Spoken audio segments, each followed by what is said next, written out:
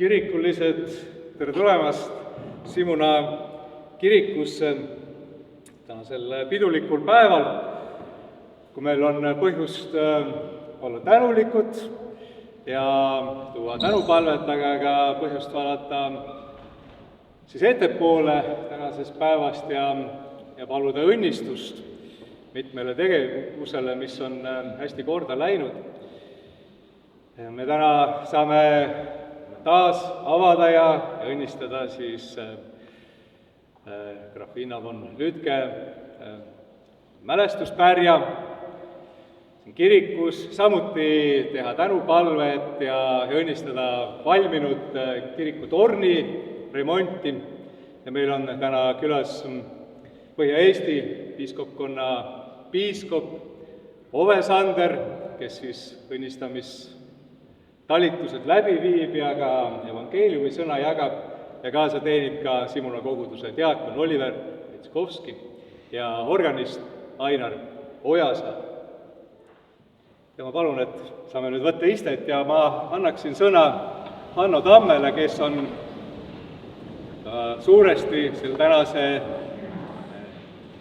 pärja õnnistamise ja renoveerimise tööde algataja ja eestvedaja, nii et Hanno, ole hea, saad meile teha väikese omapoolse sissejuhatuse.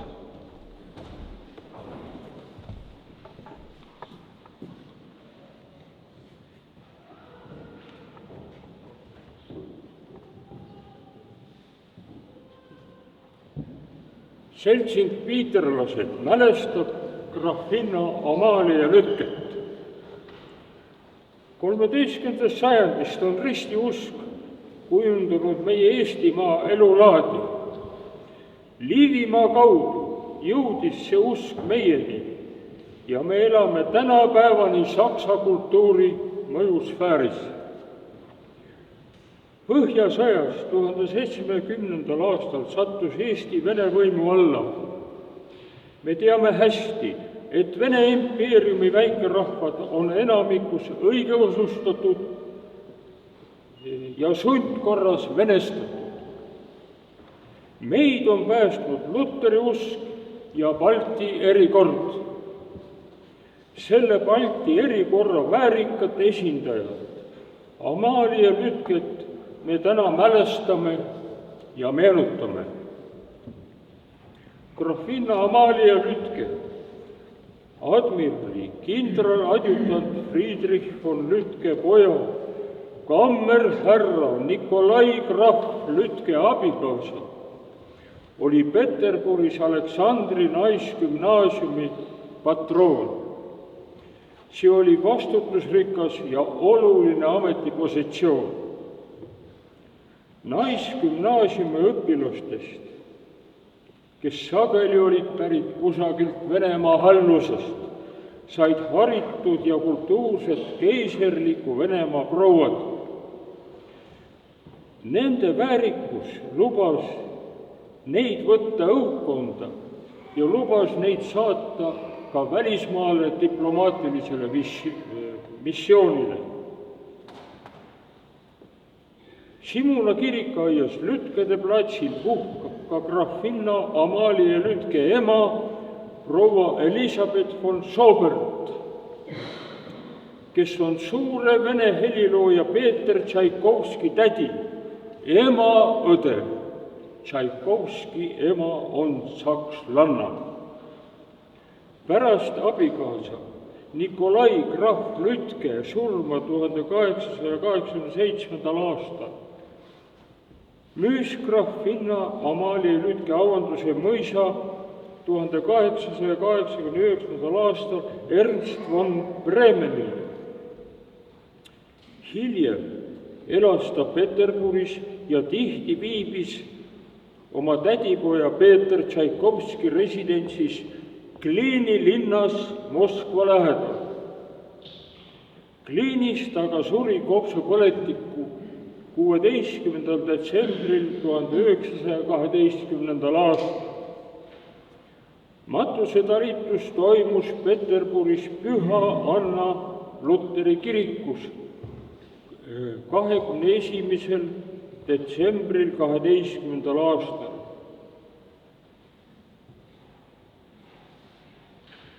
Kirikus. Aga 21. detsembril sängitati Amalie Emilie von Lütke oma abikaasa ja varalahkunud laste kõrvale siia Simuna kiriku aeda. Austatud patroonile tõid väärikasse seisusesse tõusnud õpilased mälestuseks hiilgava triumfipärja. Au Simuna kogudusele, kes läbi kohutavate poliitiliste aegade on säilitanud suure ajaloolise harulduse.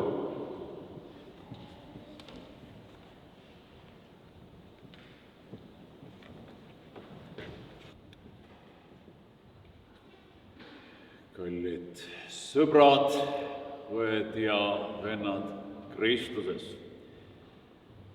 Ma esmalt väljendan oma tänu ja rõõmu, et te täna sellel päeval nii paljukesi olete siia tulnud. Võime öelda õieti, et tänasesse päeva mahub lausa 3 rõhuasetust. Neist esimene on nelipüha, selle tõttu me oleme natukene punasemas rõivais ja me oleme tulnud pühitsema Grafinna von Lütke mälestust, millest me juba pisut kuulsime, aga oleme võinud ka lugeda, et ja ka näha, kes me siia kirikule täna lähenesime erinevatest suundadest, et kirik on saanud ühe imeilusa torni, mis kohe päikese paistes meile on tervitavalt vastu leikinud. Kallid sõbrad, täna on loomulikult fookuses Amalie von Lütke ja tema pere. Ma tänan ka ettekandjat, oleme saanud hea sissejuhatuse sellesse teemasse. Ja meil on täna põhjust Jumalat tänada selle töö eest, mida Grafinna tegi Peterburis. Nimelt, inimesed võivad päris palju head teha, aga seda ei märgata.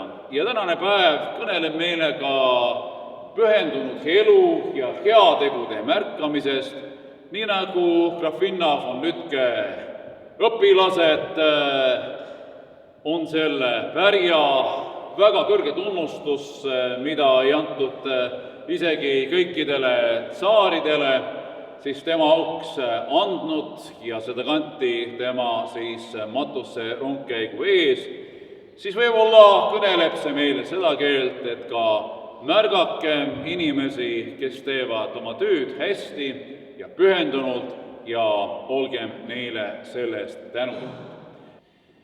Ja me oleme mõelnud nõnda, et esmalt me siis õnnistame kolmainu Jumala nimel Grafinnale pühendatud triumfipärja ja seejärel me pühitseme ka vast remonditud torni. Me otsustasime nõnda, et me ei lähe selleks välja, meid on liiga palju, et me teeme seda siit samast siis ka torni alt.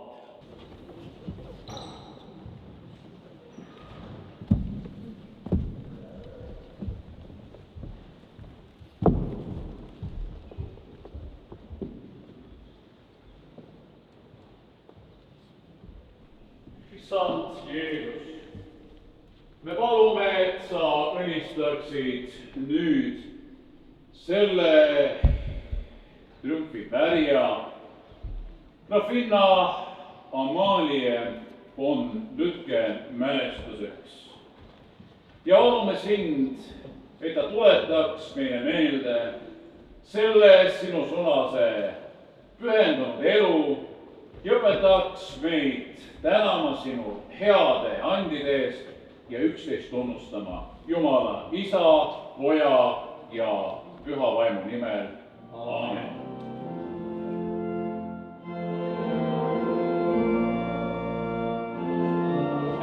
härra Anno Tamm, palun, et tule, me võtame ka ühe. Jaa, ka härra Anno Tamm, võtame ühe ühise pildi.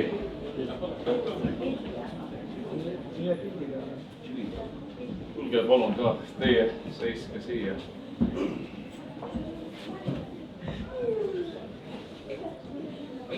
Kõik naeratavad.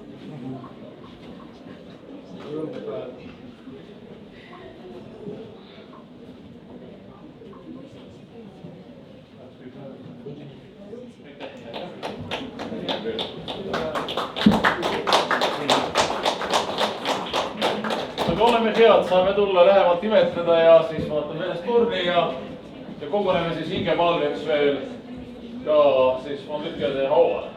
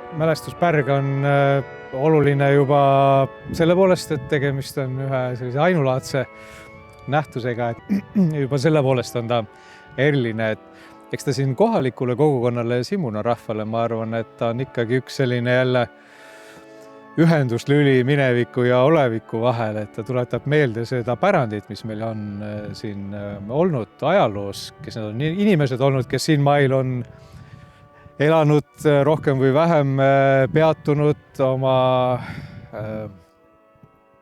töid ja tegemisi teinud ja et nad on siis siin jätkuvalt kohal nagu läbi nende mälestusesemete, nagu ka läbi selle kalmistu tegelikult, mis siin kirikuaias on. Et ma arvan, et ja kolmas moment ongi võib-olla see, et on üks võimalus siis ka noortele natuke seda mineviku sügavust tunnetada, et see väike koht, see Simuna, täna paraku sellised kohad kipuvad natuke ääremaastuma, et aga see tuletades meelde seda mineviku pärandit ja suurust, et siis annab võib-olla sellise kindlama tunde ja lööb selja sirgemaks, et tegelikult on siin, mida meenutada ja on tegusid, mida siin tehtud ja on inimesi, kes siin on oma jälje jätnud, et miks mitte võtta siis ka siit inspiratsiooni ja julgustust oma elus nende sihtide seadmisel, et võib küll väiksest maakohast ka saada suureks inimeseks ja teha midagi sellist, mis jääb järeltulevatele põlvedele kauniks meenutuseks ja mälestuseks. Ma tahaks veel ühte asja nimetada teile. See, et Õuepärg on säilinud. Täna me oleme palju uurinud, me tänapäevani ei tea, kes oli see suure hingega inimene ja tark, kes peitis selle Nõukogude võimu eest, kui Nõukogude võim tuli. Ja ta ilmus välja 90. aastal, me ei tea tänapäevani, kus see välja tuli. Anna, ma tahan ütelda, et on teada, Tõnu Vilu on selline noor mees, või mees, minu jaoks on ta noor, aga siis tema 90-ndatel täpselt aastat ta ei öelnud mulle, leidis selle hõbepärja oreli seest. Oreli seest leidis. Suurepärane uudis. Härra Salvest avaldas meile asja, mida me aastaid oleme otsinud. Aitäh! Aitäh, näete! Ajalugu läheb, iga sammuga me midagi avastame. Suurepärane. Tänan tähelepanu.